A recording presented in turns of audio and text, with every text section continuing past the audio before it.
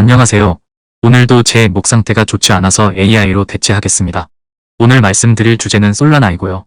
현재 솔라나가 가지고 있는 근본적인 문제에 대해서 얘기를 해보도록 하겠습니다. 저도 작년 9월 달에 솔라나에 대해서 분석 영상을 올린 적이 있었는데요. 그 당시에 솔라나의 상상을 초월하는 스펙에도 불구하고 전문가들은 이에 대해 의구심을 가지고 있었음을 잠시 언급해드렸습니다. TPS란 1초에 처리할 수 있는 거래 건수를 얘기를 하는데 솔라나는 당시 5만에서 6만이 넘는 TPS가 나온다고 홍보를 하여 이더리움뿐만이 아닌 모든 블록체인을 압도하는 성능을 상상케 하였고 블록체인의 게임들과 NFT 플랫폼이 솔라나로 인해 빠르게 발전할 것이라 믿는 분들이 많으셨습니다. 저 또한 스타 아틀라스와 같은 솔라나 기반 메타버스 게임에 투자를 하며 매일 솔라나 플랫폼을 지속적으로 경험해본 바로는 솔라나가 미래에도 블록체인 시장에서 꾸준히 쇄혈을 차지할까라는 질문에 저 또한 회의적인 생각을 가지게 되었습니다. 그래서 이번 영상에서는 이에 대한 얘기를 잠시 해보도록 하겠습니다. 일단 솔라나가 문제를 일으켰던 사건들을 시간 순서대로 잠시 보여드리도록 하겠습니다. 2020년 12월로 거슬러 올라가 봅니다. 솔라나의 네트워크에 문제가 생김이 보도가 되고 당시 블록체인은 6시간 동안 오프라인 상태였습니다. 솔라나 팀은 신속하게 검증자에게 네트워크를 다시 시작하도록 요청했습니다. 그리고 2021년 9월 디도스 공격을 받은 솔라나는 블록체인이 멈추는 사건이 다시 발생합니다. 이로 인해 한창 주가를 올리고 있던 솔라나는 가격이 폭락하는 사태가 벌어지게 되는데요. 솔라나는 네트워크의 검증인들이 블록체인을 개인 컴퓨터처럼 재부팅 결정을 하며 이 문제를 처리하게 됩니다. 이 시점부터 미디어에서는 솔라나의 중앙화에 대해서 강력한 비난을 하게 됩니다. 실제 솔라나의 토큰 배분의 약 50%가 인사이더에게 분포가 되어 있고 커뮤니티로의 분배와 세일 또한 활발하지가 않았기에 인사이더가 차지하고 있는 토큰 비율은 실제 50% 이상일 거라는 추측들이 나오고 있었습니다. 그러기에 솔라나의 밸리데이터들이 대부분 인사이더들로 구성이 되어 있다면 블록체인에 문제가 생겼을 경우 밸리데이터들이 방학을 하고 쉽게 재부팅 결정을 내릴 수 있다라는 얘기가 됩니다. 물론 그런 사태가 발생했음에도 불구하고 솔라나를 옹호하는 홀더들도 많았습니다. 당시 40만 TPS에 달하는 트랜잭션 때문에 문제가 발생한 것으로 저 정도의 수치는 이더리움은 꿈도 못 꾸는 수준이기에 이런 문제는 아직 비난하기 이르다라고 얘기를 하고 있는 것이었죠. 그리고 2021년 12월에도 솔라나는 디도스 공격에 또 노출되게 됩니다. 가장 큰 문제는 이것이 실제 디도스 공격인지 솔라나 자체 시스템 오류인지 명확하지가 않다라는 것이죠.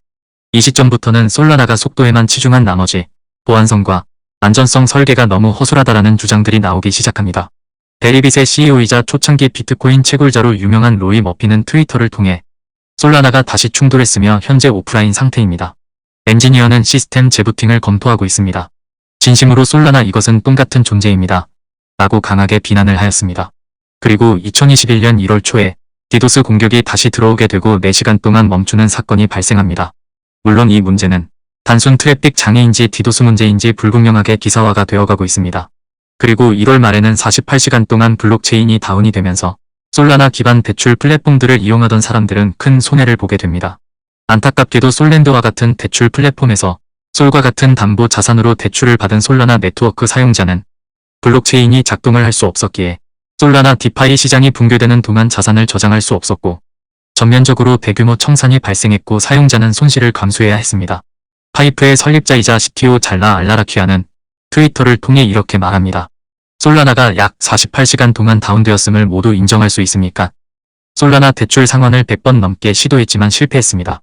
저녁 식사를 위해 친구에게 USDC도 팬텀 지갑으로 보낼 수도 없습니다. 비트코인의 수수료 시장에 대해 감사하게 생각하는 시기입니다. 여기서 잘라 알라라퀴아가 비트코인의 수수료에 대한 언급을 왜 꺼냈는지는 조금 이따가 설명해 드리겠습니다. 그리고 솔라나는 5월에 다시 똑같은 사고를 겪게 되고 올해로만 7번째의 문제를 보여주게 됩니다.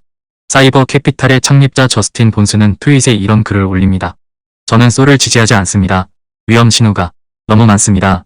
지속적으로 나쁜 행동 패턴을 보입니다. 좋은 블록체인 설계보다 무지한 투자자 유치에 우선순위를 둡니다. 거짓말, 사기 및 나쁜 디자인에 많은 예가 있습니다. 이렇게 강도 높은 비난을 하는데요. 지금 제가 모든 문제를 언급해 드리진 않았지만 지금 현재도 솔라나는 이 문제에 노출이 되어 있는 상태입니다. 이 때문에 솔라나 기반으로 출시된 게임들 또한 영향을 크게 받고 있습니다. 바로 스테픈 같은 경우도 똑같이 디도스 공격에 노출이 되어 있습니다. 그렇다면 솔라나가 이렇게까지 디도스 공격에 취약한 이유는 과연 무엇일까요? 이 문제를 이해하기 위해서는 다시 블록체인의 트릴레마의 개념으로 돌아가야 합니다. 트릴레마란 블록체인의 확장성과 탈중앙화, 그리고 보안성의 세 가지 문제를 한 번에 해결할 수 없음을 뜻하는 말로, 솔라나는 블록체인 최고의 확장성을 선택하는 대신 탈중앙화와 안전성, 이 두 가지를 모두 포기하였습니다. 제일 먼저, 솔라나의 너무 낮은 수수료가 안정성의 문제를 일으킬 수 있다는 얘기가 나오고 있습니다. 솔라나는 거래마다 단 0.00025달러라는 매우 낮은 거래 수수료를 제공하고 있습니다. 이렇게 트랜잭션 수수료가 너무 낮으면 디도스 공격에 취약해지고 이는 곧 네트워크 셧다운으로 이어질 수 있습니다. 여기서 디도스 공격이라는 것은 특정한 서버 혹은 네트워크를 대상으로 악의적으로 대량의 데이터를 발생시켜 네트워크 리소스를 소진시키고 장애를 일으키는 해킹 기법입니다. 현재 이더리움과 같은 높은 수수료를 가지고 있는 네트워크에서는 상상도 못할 기법이지만 솔라나처럼 수수료를 최저치로 낮추게 되면 디도스 공격자에게는 비용의 부담이 없어지게 됩니다. 여기서 잠시 스텔라의 네트워크를 살펴봅니다. 스텔라 또한 솔라나처럼 낮은 수수료 정책을 가지고 있지만 스텔라는 상대적으로 디도스 공격에 안전합니다. 스텔라는 기본적으로 사용자들 간의 수수료 경쟁을 붙이는 알고리즘을 가지고 있습니다. 즉 디도스 공격자들은 짧은 시간에 많은 양의 데이터를 생산해내기에 비용적 부담을 가지게 됩니다. 그리고 스텔라는 IP 주소별로 속도 제한을 걸어놓아 애초에 디도스 공격을 무력화시키는 시스템을 가지고 있습니다. 즉 솔라나 또한 이 문제를 해결하기 위해서는 근본적으로 수수료를 올리던지 수수료 경쟁 시스템을 강화해야 한다는 얘기가 나오고 있는 것입니다. 그리고 또 하나는 솔라나의 중앙화된 블록체인 노드가 큰 문제가 될 수 있습니다.